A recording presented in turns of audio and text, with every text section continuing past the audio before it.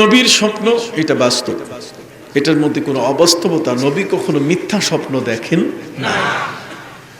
আমাদের যে স্বপ্ন এ সম্পর্কে নবী করিম সাল্লাল্লাহু আলাইহি ওয়াসাল্লামের বিভিন্ন হাদিস আছে। কোন হাদিসের মধ্যে এসছে যে ইমানদার ব্যক্তির স্বপ্ন হচ্ছে নবীর নবুয়তের 46 ভাগের 1 ভাগ, আবার কোনখানে 49 ভাগের 1 ভাগ, কোন হাদিসের মধ্যে 60 ভাগের 1 ভাগ, কোন হাদিসের মধ্যে 70 ভাগের 1 ভাগের কথা বলা আছে। তার মানে স্বপ্ন যেটা রাতের গভীরে আমরা দেখে থাকি, নবীর স্বপ্ন আর আমাদের স্বপ্নের মধ্যে কি আছে? পার্থক্য আছে। অতএব প্রিয় নবী সাল্লাল্লাহু আলাইহি ওয়াসাল্লাম তিনি স্বপ্নে দেখলেন যে তিনি কাবা ঘরে প্রবেশ করছেন নিরাপদে, এবং তিনি নিরাপদে ফিরে আসলেন। তাহলে নিরাপদে যাওয়া আর নিরাপদে কি ফিরে আসা, এটা নবীজি সাল্লাল্লাহু আলাইহি ওয়াসাল্লাম স্বপ্নে দেখলেন। সাহাবায়ে কিরাম এই স্বপ্নের খবর শুনে তারা বলছেন, নবীজি চলেন এই বছরই যাই। আল্লাহর নবী সাল্লাল্লাহু আলাইহি ওয়াসাল্লাম বলেন যে আমি তো এই বছরে যাওয়ার কথা বলি নাই, আমি আমার স্বপ্ন তোমাদের সামনে তুলে ধরেছি, অতএব আমি ঠিক করে দেব যে কোন সময় তোমরা যাবে। সাহাবায়ে কিরাম এই 1 কান 2 কান হতে হতে 1400 কানে পৌঁছে গেল খবর।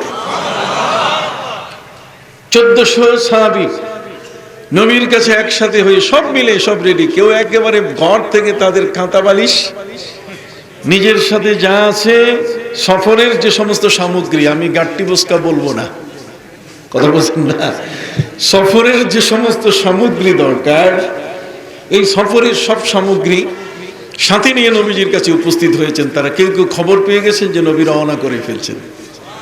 তো নবীজির রওনার খবর শুনে কেউ পিছনে থাকবে, এটা তো হতে পারে না। অতএব প্রিয় নবী সাল্লাল্লাহু আলাইহি ওয়াসাল্লামের সঙ্গী হবার জন্য এই মোবারক সফরে, কারণ মক্কার জমিন থেকে মদিনা মুনাওয়ারায় আসার এই সময় হয়েছে প্রায় 5 থেকে 6 বছরের কাছাকাছি।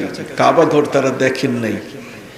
এই সময়টুকুর মধ্যে কাবা ঘর তাদের কাছে হিজরতের পরের এই সময়টা কাবা ঘর না দেখতে পেয়ে তাদের মনের মধ্যে একটা উচ্চাটনতা, একটা অস্থিরতা সবসময় কাজ করছিল, যে কারণে আমাদের প্রিয় নবী সাল্লাল্লাহু আলাইহি সাল্লামের সঙ্গী হয়ে এই সফরে যাওয়া, কাবা ঘরে আসা, এটা নিজেদের জীবনের জন্য একটা বরকত হিসেবে তারা গুনছিলেন। আপনি জানেন এই বাংলাদেশের মধ্যে যারা আউলিয়া ইকরাম পীর মাশায়েখ, তাদের ভক্তরা কিন্তু তাদের সাথে পবিত্র হজে যাওয়াটাকে খুব বরকতময় মনে করেন। এক সময়কালে বাংলাদেশে হিজবুল বাহার, সফিনাতুল বাহার চট্টগ্রাম থেকে জাহাজ ছাড়তো আর মক্কা শরীফে জেদ্দায় গিয়ে সেটা পৌঁছতো। সেই জেদ্দায় গিয়ে পৌঁছতো 6 মাস 3 মাসের বিশাল সময়, 3 মাস যাইতে সময় লাগতো, 3 মাস আসতে। হুজুরের সফর সঙ্গী এই ধরনের সারসিনা হযরতে দাদা হুজুর কেবলা রহমতুল্লাহি আলাইহি তার সঙ্গী হয়েছিলেন অনেকে। আবার পাশাপাশি আমাদের বর্তমান হুজুরেরও কি সঙ্গী হয়েছিলেন 313 জনের মতো একটি কাফেলা। অতএব আমাদের প্রিয় নবী সাল্লাল্লাহু আলাইহি ওয়াসাল্লামের ভক্তরা সাহাবায়ে কিরাম, তারা তো নবী করিম সাল্লাল্লাহু আলাইহি ওয়াসাল্লাম ছাড়া কিছু বুঝেন না। নবী করিম সাল্লাল্লাহু আলাইহি ওয়াসাল্লামের পেশাব যারা পান করেছেন, আল্লাহর নবীর রক্ত যারা পান করেছেন, আমার নবী সাল্লাল্লাহু আলাইহি ওয়াসাল্লামের জন্য যারা নিজেরা ঢাল হয়েছেন, তারা নিজেরা প্রিয় নবী সাল্লাল্লাহু আলাইহি ওয়াসাল্লামকে বলেছেন, হে রাসূল, আমরা আপনাকে যুদ্ধের ময়দানে যাওয়ার ক্ষেত্রে যদি আমাদেরকে আপনি আহ্বান করেন, ডাক দেন, তাহলে আমরা আপনাকে এমনটা বলবো না যা হযরতে মুসা আলাইহিস সালামের কওম নবী মুসা আলাইহিস সালামকে বলেছিল। মুসা আলাইহিস সালামের কওম নবী মুসা আলাইহিস সালামকে বলেছিল কি? বলেছিল এটা যে মুসা আলাইহিস সালাম, আপনি আপনার আল্লাহকে নিয়ে যুদ্ধ করেন, আমরা যাব না।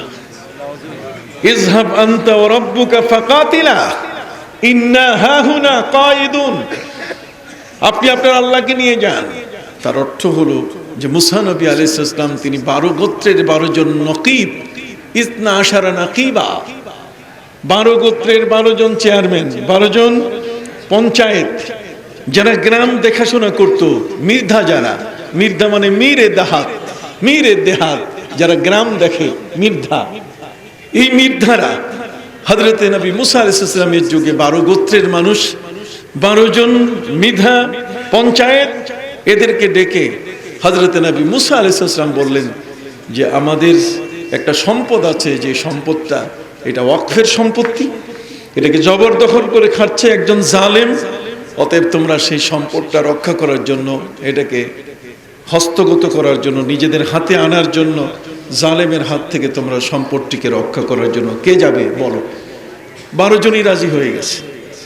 কিন্তু 12 জন গিয়ে সেই জালেমের কাছে, জবরদখলকারীর কাছ থেকে উদ্ধার করতে গিয়ে তারা বিপদে পড়েছে। এই উদ্ধারকারী এত লম্বা মানুষ ছিল, কিতাবের মধ্যে লেখা হয়েছে যে এগুলো তো বনি ইসরাইলের রওয়ায়াত, নবী করিম সাল্লাল্লাহু আলাইহি ওয়াসাল্লাম বনি ইসরাইলের রওয়ায়াত করতে বলেছেন। কথা বুঝতে পারছেন? যার মধ্যে মুওয়াফাকাত আছে সেগুলো করতে কোনো বাধা নাই। বিশাল লম্বা ছিল, গায়ে ছিল জামা, এই জামার মধ্যে এক পকেটের মধ্যে 6 জনকে ঢুকাইয়া চেন লাগাই দিছে, আরেকজনের পকেটে, আরেকটা পকেটের মধ্যে বাকি 6 জনকে ঢুকাইয়া কি লাগাইছে? চেন লাগাইছে। 6 জনে বন্দী হয়ে গেছে কিনা? এক পকেটে 6 জন, আরেক পকেটে কত? 6 জন, 12 জনেই বন্দী। এখন মাঝে মধ্যে যখন পকেট নাড়া দেয়, সাফোকেশন, শ্বাসকষ্ট শুরু হয়ে যায়, এবং একজন আরেকজনকে বলে যে মুসা নবী এমন একটা কাজে পাঠালেন যে আমরা তো বন্দী হয়ে গেছি, এখন জানি না এর আখের কি হয়, শেষ কি হয়। জালেম এই 6 জনকে বাড়িতে নিয়ে পকেট থেকে বের করে দিয়েছে, আগে একটা মরা মাছের মতো মাটির উপরে শুয়ে পড়ছে। জালেম বলছে তোমাদের পেটের উপরে পা রেখে আমি এই পুঁটি মাছের মতো ট্যাপকাই দিব পুরা। তো ঘরের স্ত্রী এসে বলছে শোনো, ওরা তো দেখতেছি সরল সোজা মানুষ, এবারের জন্য মাফ করে দাও। এমনি তুমি পকেটের মধ্যে ঢুকাইয়া চেন লাগাইছো, এমনি বিপদ, আর তার মধ্যে এখন যদি মাইরা ফেলো তাহলে ঠিক হবে না, শাস্তি একটা দাও। অতএব একটা শাস্তি যখন দিছো তাহলে দ্বিতীয় শাস্তি নেই। এটাও ইসলামের কিন্তু বিধান। ইসলামের বিধান আজকের বর্তমান সময়কালে বিচারকদের দেখা যায় যে তারা 2টা শাস্তি দেন। কতক্ষণ না? একটা দণ্ড দিয়ে দেন, পাশাপাশি জরিমানাও করেন। কিন্তু ইসলামের মধ্যে 2টো শাস্তি দেওয়ার নিয়ম নাই। ইসলামের মধ্যে শাস্তি হবে কয়টা? একটা। শাস্তি 2টা হবে না। তাই 2টা শাস্তি হয়ে গেলে তখন 2 ধরনের আইন প্রয়োগ করতে হবে। কথা বুঝতে পারছেন? যাই হোক, স্ত্রী বলে দিয়ে দিল স্বামী এদেরকে মারার প্রয়োজন নাই। 12 জনেই তারা মনে মনে আলহামদুলিল্লাহ বলতেছে বেঁচে গেলাম। ছেড়ে দিল, সে চলে যাও, আর কোনোদিন আসবে না। এরা এমন ভাবে হাইজাম আর লংজাম দিয়ে দৌড় মারছে। নিজের বাড়িতে যাইয়া নিজের বউয়ের হাত ধরে বলছে দেখো তোমার কাছে বিদায় নিয়ে যাই নাই। যেইভাবে জবরদখলকারী পকেটের মধ্যে ঢুকাইয়া চেন লাগাইছে, মনে করছি আর দেখা হবে। তার বউয়ের সুপারিশে আজকে বেঁচে আসলাম। হযরতে নবী মুসা আলাইহিস সালাম তাদেরকে নিষেধ করেছিলেন যে তোমরা যা ঘটনা ঘটছে এগুলো ঘরের বউয়ের কাছে, নিজের মা বাবার কাছে, নিজের ঘনিষ্ঠ জনের কাছে, কারো কাছেই তোমরা বলবে না। এই 12 গোত্রের 12 জন নকিবের মধ্যে 8 জন নকিব, মানে 10 জন নকিব এরা বলে দিয়েছে, 2 জন নকিব বলেন নাই। 2 জন নকিব তারা বলেন নাই, 10 জনই বলে দিয়েছেন। যে কারণে আল্লাহ পাক রব্বুল আলামিন এদের উপরে এবং এদের অধীনস্থ যারা আছে তাদের উপরে আল্লাহ গোসা হয়ে গেছেন, এবং একজন নবীর আদেশ না মানার কারণে আল্লাহ তাআলা তাদেরকে জেল দিয়েছিলেন। কি দিয়েছেন? সবাই বলেন কি দিয়েছেন? সেই জেল কতদিন? পবিত্র কোরআনের মধ্যে আছে ওয়াহুম ইয়াতিহুনা 40 সানা। আল্লাহ বলছেন যে তাদেরকে আমি জেল দিয়েছি তিহি নামক ময়দানে 40 বছর। কয় বছর? নবীর কথা না মানার কারণে আল্লাহ পাক রব্বুল আলামিন 40 বছরের জেল দিলেন। এমন একটা জেলখানায় তাদেরকে আল্লাহ আটকায় দিলেন, এই 10 গোত্রের মানুষকে। যেই জেলখানাটা লম্বা ছিল 13 মাইল। কত? চিন্তা করতে পারেন, পৃথিবীতে কোথাও সারা জগতের মধ্যে আপনি কোন দেশ, 200টা দেশ আছে পৃথিবীতে, পৃথিবীর কোন দেশে আপনি এত বড় জেলখানা পাবেন না যে জেলখানা 13 মাইল লম্বা। কিন্তু আল্লাহ তাআলা হযরতে নবী মুসা আলাইহিস সালামের কওমের এই 10 গোত্রের মানুষকে জেলে বন্দী করে এদের জন্য জেলখানাটা কতটুকু? 13 মাইল লম্বা করে দিয়েছে। আল্লাহর দেওয়া জেলখানাটা ছিল এমন, এই জেলখানার মধ্যে কোনো জেলার নাই, কোনো পাহারাদা নাই, কোনো কাটা তারের বেড়া নাই, কোনো ওয়াল নাই, কোনো দেয়াল নাই, কিছু নাই, খোলা জায়গা। এরা সারাদিন জেলখানা থেকে পালাবার জন্য সবগুলো চেষ্টা করত। কত করত? জেলে থাকে মানুষ, কতভাবে পালায় আসে। অতএব 40 বছরের জেল কত বড় কঠিন একটা বিষয়। অতএব সেই জেলখানা থেকে তারা পালাবার জন্য যারা এই 10 গোত্রের মানুষ যারা বন্দী ছিল, এরা পালাবার জন্য মানে প্রচন্ড চেষ্টায়, তারা সবসময় অব্যাহত রাখতো চেষ্টা যে কেমনে পালাবো। এরা হাঁটতো 13 মাইল লম্বা, এটা হাঁটতে কতক্ষণ লাগে? 3 মাইল হাঁটতে 1 ঘন্টা লাগে। কতক্ষণ না? তাহলে 12 মাইল পার হইতে লাগবে কত? 4 ঘন্টা। কয় ঘন্টা? 4 ঘন্টার সময় নিয়ে হেঁটে হেঁটে পার হওয়া, এটা 24 ঘন্টার মধ্যে একটা ক্ষুদ্র সময়। কতক্ষণ না? একটা কি ক্ষুদ্র সময়। কাজেই ক্ষুদ্র সময় চলো হাঁটি। সারাদিন হাঁটতো, সারা রাত হাঁটতো, হাঁটতে হাঁটতে 24 ঘন্টাই বলতে গেলে হাঁটতো। হাঁটার পরে ফজরের এক সময় এসে তারা ক্লান্ত হয়ে যেত, যার হাঁটতে পারতেছি না, বর্ডার ওই দেখা যায় পার হব, এখানে কিছুক্ষণ বসি। চক্ষু বন্ধ হয়ে আসতো, চক্ষু খোলার পরে দেখে যেখানে আগে ছিল সেখানে। এটা হলো আল্লাহর কুদরতি জেলখানা। সুবহানাল্লাহ কোন? এটা হলো আল্লাহর কুদরতি কি জেলখানা। এই জেলখানার মধ্যে পানির সংকট দেখা দিয়েছিল। কথা বলেন, পৃথিবীর মধ্যে, সারা জগতের মধ্যে পৃথিবীর কাফেরদের নীতি আর মুসলিম নীতি দুটোর মধ্যে পার্থক্য আছে।